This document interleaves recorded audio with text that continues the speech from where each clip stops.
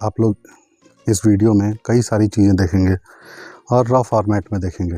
Raw format मतलब without कोई editing, without any magic effect, anything else, किसी चीज़ के बिना आप पूरे चीज़ों को देखेंगे एकदम रॉ फॉर्मेट में कि मैं कौन हूँ, क्या मैं कोई प्रोफेसर हूँ, क्या मैं कोई सर हूँ। देखिए दोस्तों, मैं एक साधारण किसान हूँ। आप देख सकते हैं ये सब्जियों की नर्सरी मैंने लगा रखी है। इधर में अगर आप ध्यान दीजिएगा तो कद्दू लगा हुआ है यहाँ पे दूर में। उसके बाद फिर और भी अन्य सब्जियाँ लगाई हुई हैं और ये खाली पड़ी हुई जगह थी, इसको एक तरीके से इस्तेमाल किया हुआ है। घर के सामने यहाँ पे बैगन लगा हुआ है, आप देख सकते हैं। थोड़ी मात्रा में आपका ये लहसुन लगा हुआ है, उधर घर के खाने के लिए धनिया लगा हुआ है, आगे मेथी लगा हुआ है। ये मेरे सारे इक्विपमेंट्स हैं जो मैं यूज़ करता हूँ। जैसे ये जॉन डियर 5405, ये 63 हॉर्स पावर का है। और इसके साथ आप ये हमारा पोटैटो प्लांटर है। अभी आपको मैं आलू के खेतों में भी ले चलूँगा। ये सेमी ऑटोमेटिक पोटैटो प्लांटर है जिसमें 2 लोग बैठते हैं। एक लोग इधर बैठते हैं आपके और एक लोग इधर बैठते हैं। ये पुराना कल्टीवेटर है, आप देख सकते हैं। इसके पीछे नॉर्मल जो मिट्टी को प्लेन करने के लिए लोहे का वो है। ये बेड रेजर मैंने देखिए थोड़ा सा पुराना बना हुआ था, ये सारा पार्ट मैंने खुद इसमें डिज़ाइन करके लगवाया है। ये लंबा पट रहा है, ये आप इसको एडजस्ट कर सकते हैं। ये अगर यहाँ पे बोल्ट लगा हुआ है तो ये चौड़ा बनेगा, इस चीज़ को आप इधर ले जा सकते हैं तो ये पार्ट कम हो जाएगा। और इसी तरह सामने भी एडजस्टमेंट के लिए लगे हुए हैं, तो इससे छोटे बेड और बड़े बेड, सारे प्रकार के बेड आप बना सकते हैं। अच्छा, कई लोग पूछते हैं कि ये देखिए सीड ड्रिल है जगतजीत का मेरा, इसमें सर वो हाइट मेरी ज़्यादा नीचे चले जाती है, गेहूँ नहीं जमा होता है, लोहे का चक्का हमारे में नहीं है। ये आपको जो लोहे का चक्का दिखता है ये हाइट के लिए होता है।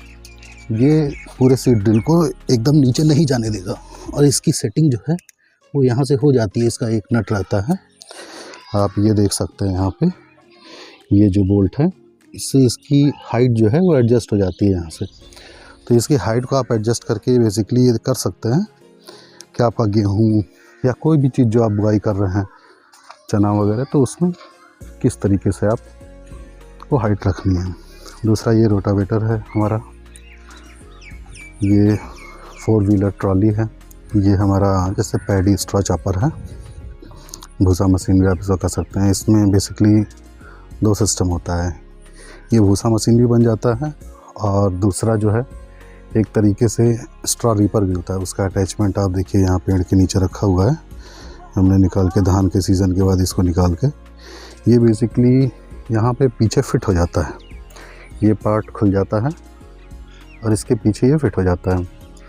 तो एक तरीके से आप समझ लीजिए 2 in 1 मशीन होती है ये हमारा लेज़र लेवलर है और पूरे एरिया में केवल मुझे ये एडजस्ट इसको करना आता है।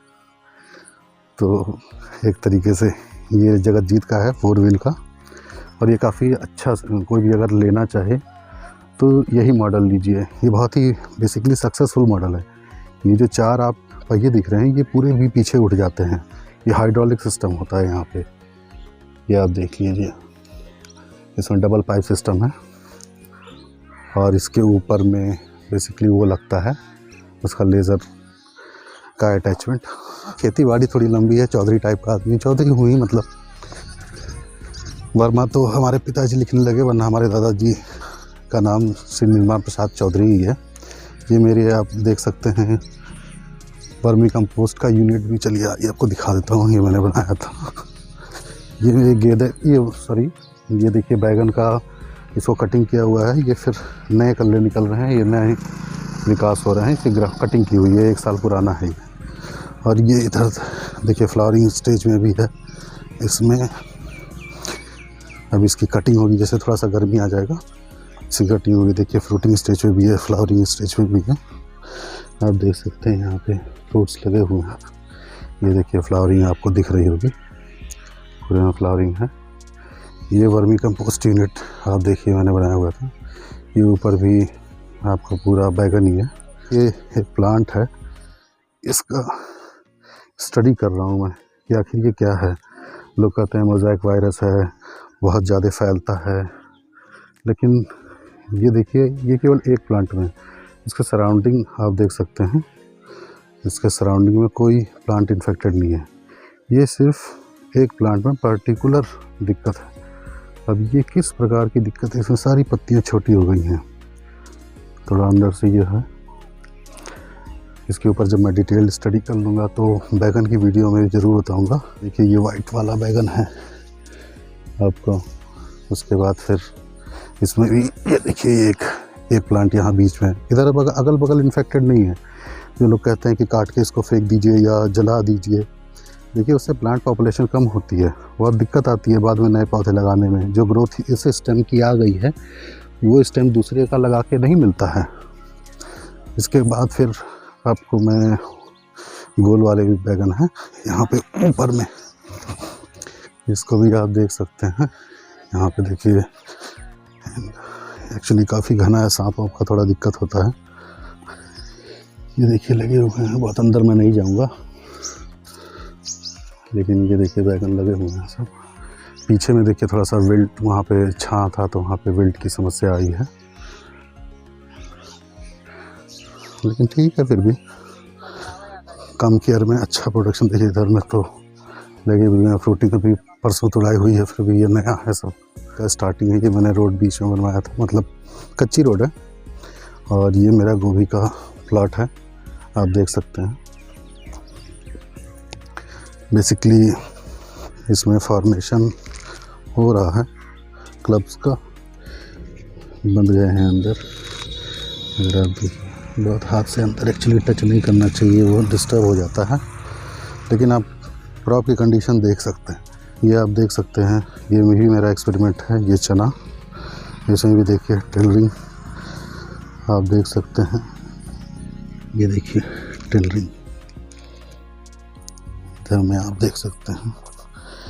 और इसके साथ एक्सपेरिमेंट के तौर पे यहाँ पे आपको मटर भी दिखेगी बीच में, इंटरक्रॉपिंग थोड़ी बहुत। फिर इसके साइड में देखिए, जैसा लोग कहते हैं कि इंटरक्रॉपिंग करिए, ये लाइव एग्जांपल ये जो मैं करता हूँ, ड्रिप है। यहाँ पे मटर है, ये फ्लावरिंग स्टेज पे है, और कुछ थोड़ा बहुत चना भी इंटरमिक्स कर देते हैं, लेकिन ज़्यादा नहीं। ज़्यादातर थोड़ा सा एक पार्ट अलग रखिए और एक पार्ट अलग रखिए। ये घर के पर्पस के लिए मैं यूज़ करता हूँ कि घर पे खाने के लिए दाल वगैरह ये सब चीज़ें किसान को स्वयं ही उगानी चाहिए, और जो मैं कहता हूँ करता हूँ दोस्तों। ये राजमा है, कई लोग शायद तक ना जान पाते, इसलिए ये बथुआ है जो दाल में आप खाते हैं। इस कंडीशन में भी माहू वगैरह नहीं लगा था, एक लगा था, एक स्प्रे मैंने लिया था। कुछ मरे हुए देखिए यहाँ पड़े हुए हैं, ये मरा हुआ है। इधर देखिए यहाँ पे क्रॉस लीफ में यहाँ पे मरे हुए हैं, और ये ग्रीननेस भी आ गई है, और ना खा रहे थे आप, ये देख सकते हैं। ये आम का पेड़ है हमारा देसी, जो जैसे मान लीजिए आप खेत में काम करने आ रहे हैं तो हर जगह धूप ही है, तो कहाँ पे आप खड़े होकर काम कराएंगे। ये शिमला मिर्च है, कुछ भरवा मिर्च जो होता है भरने के लिए जो आता है मोटे टाइप का, और बाकी ये कैप्सिकम है आपका। इसकी ग्रोथ अच्छी है, ये भी काफ़ी लेट लगाया था मैंने। स्टेम्स देखिए काफ़ी मजबूत हैं, ग्रीननेस है पौधों में। ये यहाँ पे उसका काम भी चल रहा है निराई गुड़ाई का। ये देखिए बीच में कर निकाल के रखा हुआ है, और बीच में दोस्तों इसके गोभी की इंटरक्रॉपिंग है। ये देखिए गोभी नया लगाया हुआ है, ये आप देख सकते हैं। ये सब एक्सपेरिमेंट है दोस्तों, ये केवल शौक कह लीजिए आप इसको, या मेरा जुनून कह लीजिए, जो भी आप इसको समझ सकते हैं। यहाँ मेरा पूरा अभी गेंदा लगने वाला है। ये तालाब है ग्राउंड वाटर रिचार्ज के लिए, और छोटा मोटा मछलियों का सेटअप एक तरीके से कर सकते हैं। अभी फरवरी में मैं डालूँगा स्पॉन का, तो उसका भी वीडियो मैं आप लोग को अपडेट करूँगा। ये किनारे में घर के खाने के लिए लहसुन वगैरह ये सब लगाई थी मैंने। देखिए इधर भी मेरा ड्रिप सिस्टम है, अगर आप ध्यान से देखेंगे तो ये पाइप्स आपको दिखेंगे। ये सारा एक तरफ से ड्रिप सिस्टम है। अभी इसकी ड्रिप निकाली हुई है क्योंकि खेत की जुताई हो रही है। और ये हमारा सरकारी ट्यूबवेल जो भी मेरे ही खेत में लगा हुआ है। ये दोस्तों ये टोटल मेरा एरिया है। यहाँ जो आप पूरा घर से हम लोग आए हैं, बगल में देख सकते हैं सरसों का खेत है, वो नहीं है हमारा। ये पूरा पार्ट जो सब्जियों और ये सब चीज़ों से लगा हुआ है, ये जितना जुताई का वो है एरिया आपको दिख रहा है, ये सारा जहाँ मैं चल रहा हूँ ये मेरा ही खेत है। इसके बाद आप ये देख सकते हैं ये अप टू द रोड, ये गेहूं का प्लाट भी अभी चलिए मैं आपको दिखाता हूँ, वहाँ पे भी चल के कि कैसा मेरा गेहूं है। और ये हाँ ट्यूबवेल तो मैं भूल गया, सॉरी। ये देखिए शायद कुछ दिखे इसमें आप लोग को। इसकी लागत देखिए नीचे दिखा रही है 31.14 lakhs 197 DG, ये यहाँ का नंबर है हमारे। और ये सबके लिए निःशुल्क है, जो अपने मैंने खेत पे लगाया है सभी किसानों के लिए। हमारा पूरा गांव इससे चलाता है पानी, और इसकी प्रॉपर मैं केयर अच्छे से रखता हूँ ताकि कोई दिक्कत ना हो गांव के किसानों को भी। ये बगल में थोड़ा केले लगे हैं, यहाँ कुछ मटर एडवांस स्टेज पे लगी है, यहाँ पे कुछ प्याज न्यू स्टेज पे लग रही है। ये देखिए मेरा सारा बांस ड्रिप का सामान रखा हुआ है, बाकी और भी लंबी लाइडर रखी हुई है।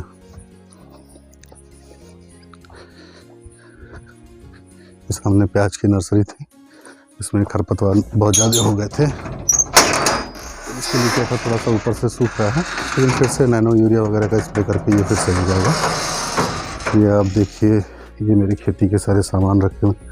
ये गन्ना बाउंड्री के किनारे में लगाऊंगा, उसका बीज मंगा के मैंने रखा है। ये जरबेरा मेरा पैक होता है, ये कल पैकिंग हुई थी, कुछ फ्लावर बच गए थे। ये देखिए ये सरसों की खली भिगा के रखी हुई है, अभी ये 24 आवर्स होने वाले हैं, फिर इसको छान कर ड्रिप से मैं दूंगा इसको। ये मेरा गत्ता है पैकिंग के लिए। और दोस्तों ये एक आदमी यहाँ पे थोड़ा परमानेंट रहता है, ये उसके लिए थोड़ा चूल्हा वगैरह सेटअप है। और आप लोग का सारा स्क्रिप्ट ये सब मैं ऐसे लिखता हूँ, आप देख सकते हैं इसमें सारा स्क्रिप्ट है। ये मेरी हाथ से लिखी हुई सारी बातें रहती हैं, ताकि मैं आप लोग से कुछ फालतू की बातें ना करूं इस तरह लाइव आके, क्योंकि इस तरह बातें कम होती हैं, जानने वाली बातें कम होती हैं, फालतू बातें ज़्यादा होती हैं। क्योंकि इंसान back to back knowledge without देखे या विदाउट पढ़े नहीं दे सकता, उसको आपको प्रीसेट करना पड़ता है। ये मेरा एक छोटा 5 HP का वो है मोटर, उसका स्टार्टर है ये सब डिलीवरी पाइप्स वगैरह रखी हैं। ये देखिए प्लांट्स मेरे KF बायो प्लांट से आए थे आज से 3.5-4 साल पहले, और इस गत्ते को मैं नीचे फैला के या फूल रखने के लिए इस्तेमाल करता हूँ। पिछले 4 साल से मैं इसका इस्तेमाल कर रहा हूँ। तो किसान को हर चीज़ का यूटिलाइज़ करना चाहिए, और इसी पे बैठ के लोग फूल भी पैक करते हैं नीचे। और ये आज रखा हुआ है, कल क्योंकि फूल से ये मॉइस्ट हो गया था, आज रखा हुआ ये कड़ा हो जाएगा, फिर से इसको रीयूज़ किया जाएगा। तो किसान को हर चीज़ रीयूज़ करना चाहिए। कई सारी चीज़ें जैसे आप ये देख सकते हैं, ये जैविक घोल मैंने बना के रखा हुआ है यहाँ पे। ये ब्रह्मास्त्र है बेसिकली, सड़ाने वाली विधि से। ये यहाँ पे सारे PSB कल्चर वगैरह सबका मिक्सचर है, ये देख सकते हैं आप, एकदम बेहतरीन ग्रोथ का मिक्सचर है। ये यूनिफॉर्मिटी है, कोई भी हार्मफुल बैक्टीरिया वगैरह नहीं है। ये मेरा एक कल्चर का वो है आपका जीवामृत का। उसके बाद फिर ये आपका वेस्ट डिकम्पोज़र है। तो जो मैं आपसे कहता हूँ वो सब चीज़ें मैं इस्तेमाल करता हूँ दोस्तों, ऐसे मैं नहीं कहता हूँ। ये आप देख लीजिए, ये मेरा तावा मैं इससे यूज़ कर रहा हूँ 35 HP ड्रिलिंग आप देख सकते हैं। ये बीच में जो आपको दिख रहा है ये इंस्पेक्शन लाइन है। इंस्पेक्शन लाइन इसलिए थोड़ा सा बीच में छोड़ा जाता है कि आप पानी चलाते हैं तो आपको बीच में या तो चल के जाइए तभी पता चलेगा पानी गया कि नहीं गया, अदरवाइज़ नहीं होता है। तो आप जब सीड ड्रिल से बुआई करते हैं तो बीच में छोटा छोटा इंस्पेक्शन लाइन छोड़ना चाहिए। आप इसकी टेलरिंग काउंट करिए 1 2 3 4 5 6 7 9 10 11 12 13 14 15 16 18 19 20 21 22 23 24 24 कल्ले एक में है। आगे मैं आपको प्रोडक्शन का क्या बताऊं। और काफ़ी लेट बुआई मैंने की है, 29-68 वैरायटी है। देखिए लेट बुआई आपको ऐसे समझ में आ जाएगी। ये मेरे बगल का गेहूँ है जो अर्ली बुआई है, जल्दी की बुआई है इनके। और यहाँ पे सारी बालियाँ देख सकते हैं आप आ गई हैं, जबकि हमारा गेहूँ अभी गोभावस्था में एक तरीके से कह सकते हैं। अब इस समय दोस्तों अगर आपने पानी चला दिया तो एक तरीके से अब ये अंतिम तक काम करेगा। अब ये जो मिट्टी है इसमें ये गेहूँ आ गए हैं, ये फ्लावरिंग अवस्था पे है तो मैं ज़्यादा डिस्टर्ब नहीं, आप देख सकते हैं ये फ्लावरिंग स्टेज पे है। अब ये फ्लावरिंग स्टेज के टाइम पे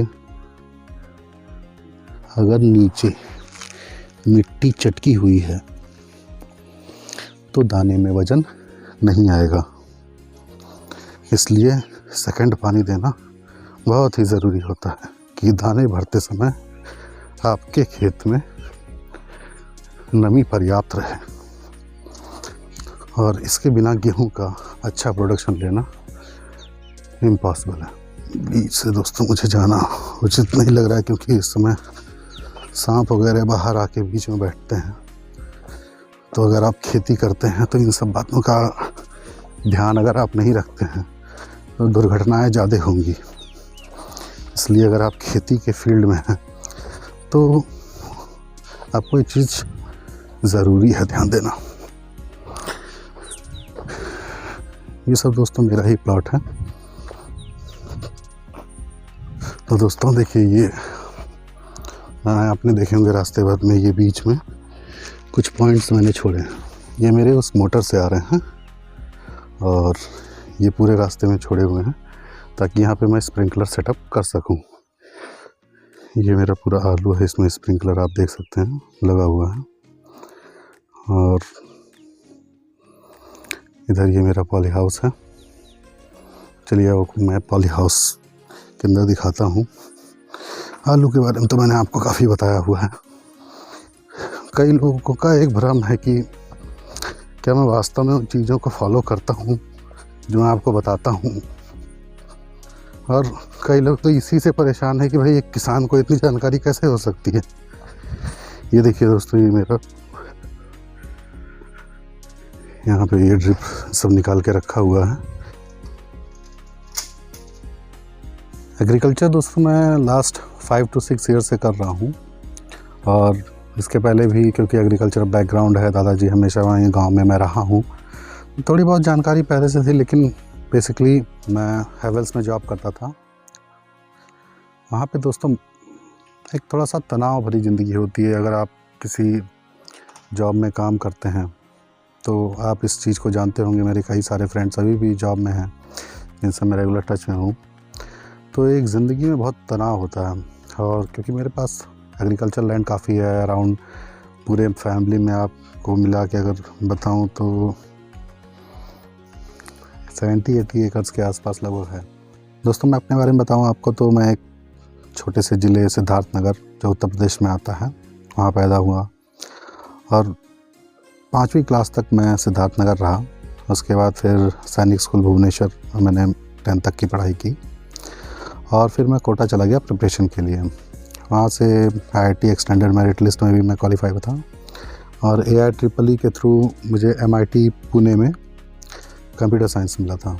तो मैंने वहाँ से कंप्यूटर साइंस कर रहा था मैं, और बीच में एक्चुअली मेरे पिताजी एक्सपायर हो गए, और भी कई अन्य चीज़ें थी, कभी विस्तृत में आपको बताऊंगा, जिसके कारण मुझे इंजीनियरिंग बीच में छोड़ना पड़ा। और उसके बाद फिर मैंने बीबीए किया और साथ में जॉब करने लगा। और होता क्या है दोस्तों कि जब आप एक अच्छे परिवेश में रहे हों, शुरू से बाहर पढ़े हों, और अचानक से आपके ऊपर से किसी का साया, पिता का साया हट जाए, तो सबसे बड़ी दिक्कत होती है घर को संभालना।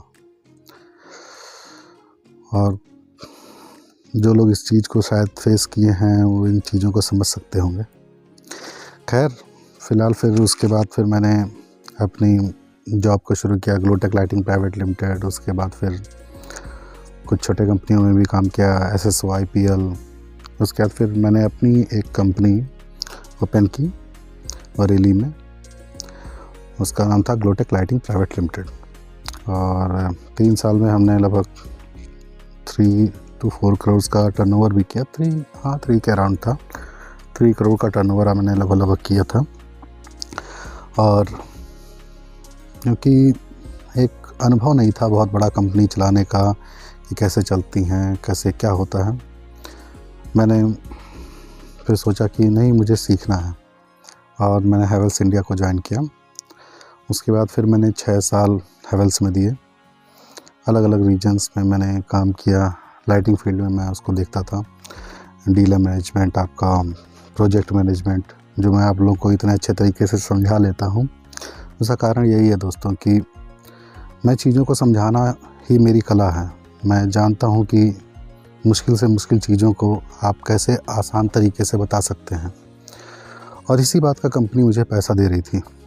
और ये बात सिर्फ मेरे लिए नहीं है, ऐसे बहुत सारे लोग हैं जो चीज़ों को समझाना जानते हैं। इसका मतलब ये नहीं होता है कि मेरे पास बहुत ज्ञान है या मैं कोई मुफ्सर हूँ या ये कुछ भी है। बस एक दोस्तों मन में इच्छा है आप लोगों की मदद करने की, और जो थोड़ा मोड़ा ज्ञान है उसी को अच्छे से समझाने की कोशिश करता हूँ। अब कई लोग कमेंट्स में पूछते हैं कि सर इसकी वैरायटी बता दीजिए, ये बता दीजिए, हज या आप अफ़ीम बता दीजिए।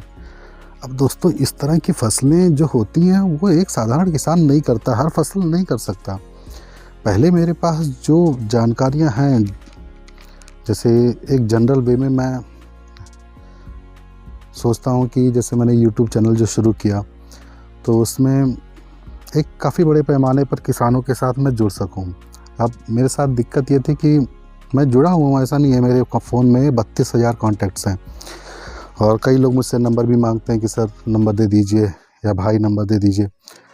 दिक्कत ये है दोस्तों कि मैं इतना सारा काम करता हूँ, और उसके बाद फिर आपके लिए सारा चीज़ जुटाना, स्क्रिप्ट लिखना, उसको खुद रिकॉर्ड करना, उसके ऊपर एनिमेशन देना, क्योंकि इस तरह चीज़ों को सीधे बताना, छोटे मोटे तरीके में बताना बहुत आसान होता है, लेकिन किसी चीज़ को बहुत अच्छे तरीके से प्रेजेंट करना कि आप कम समय में उसको अच्छे से बता सकिए, ये आसान नहीं होता है।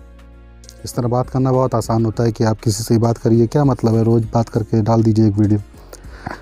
ईश्वर की कृपा से आज तक मैंने सभी लोगों को जवाब दिया है, भले ही मुझे नहीं पता हो उसका जवाब। मैंने कहा है कि मैं नहीं जानता हूँ दोस्त, लेकिन जो भी चीज़ें मुझे पता है मैंने उसका जवाब देने की अपने तरीके से कोशिश की है। तो दोस्तों, अब आप जान गए होंगे कि आपको ये सारी जानकारियाँ देने वाला कौन है, और अगर आप लोग की कोई मतलब कह सकते हैं कोई भी सवाल हो, हालांकि बहुत सारे सवाल होंगे, शादी हुई है कि नहीं सर, हाँ सर शादी हुई है, ये कई लोग पूछते हैं। उसके बाद फिर एक छोटी सी बच्ची है, भूमि नाम है उसका, और क्या सर, बस इतना ही शेयर करना था आप लोगों के साथ कि थोड़ा सा एक रफ फॉर्मेट में आप लोग को दिखा दूं कि मैं क्या हूं, क्या करता हूं। और भी जैसे खेत तो हैं दोस्तों, लेकिन दूर है, तो ये आलू के खेत के लिए अलग ये लगा हुआ है फिल्टर, और इधर इसका वॉल लगा हुआ है, ये उधर की तरफ आपका पूरे आलू में जाता है। अराउंड 1.5 हेक्टेयर आलू है। ये आप गेहूँ जो देख रहे हैं ये मेरा लगभग ये भी 1 हेक्टेयर के आसपास है। ये टोटल 4 हेक्टेयर से 5 हेक्टेयर के आसपास ये लैंड है और बाकी लैंड उस तरफ है। दोस्तों ये सैंड फिल्टर है, यहाँ से इसकी बोरिंग की आती है कनेक्शन। अभी इसमें यहाँ पे बंद कर रखा है मैंने और इसके ऊपर भी आप लोग कहेंगे तो मैं इसका वीडियो बना दूंगा। वेंचुरी सिस्टम है, ये कैसे यूज़ किया जाता है, इसको कैसे मेंटेनेंस का क्या होता है, कई सारी चीज़ें हैं दोस्तों बताने के लिए, लेकिन वही है समय कम है। ये मेरा ट्यूबवेल का है जो अंडरग्राउंड बोरिंग है, इसी में आप लगा के इस्तेमाल कर सकते हैं। एक बार में ट्यूबवेल 4 इंची की 3 डिलीवरी सिस्टम उसको चला लेता है। तो बेसिकली ये हूँ मैं दोस्तों। एक तरीके से आप ये समझ लीजिए कि यहाँ पे जो भी सारे काम करने होते हैं उसमें सब में मेरा इन्वॉल्वमेंट रहता है डायरेक्ट तौर पे, और मैं चीज़ों को स्वयं करके देखता हूँ क्योंकि वो सारी चीज़ें मुझे आती हैं और एक नए लेबर को मैं उसको सिखा सकता हूँ, तो ट्रेनिंग मैं दे सकता हूँ। इसीलिए मुझे लेबर की कभी दिक्कत नहीं आती। फ़िक्स तौर पे मैंने लगभग 5 लोगों को रख रखा है अभी करेंटली तौर पे, और बाकी दादाजी मेरे अलग उसमें कराते हैं, उनके पास भी लगभग 4-5 लेबर फिक्स हैं। तो मतलब टोटल 10 लोगों का फिक्स तनख्वाह हमारे यहाँ से एक तरीके से जाता है। और मिलते हैं किसी वीडियो में।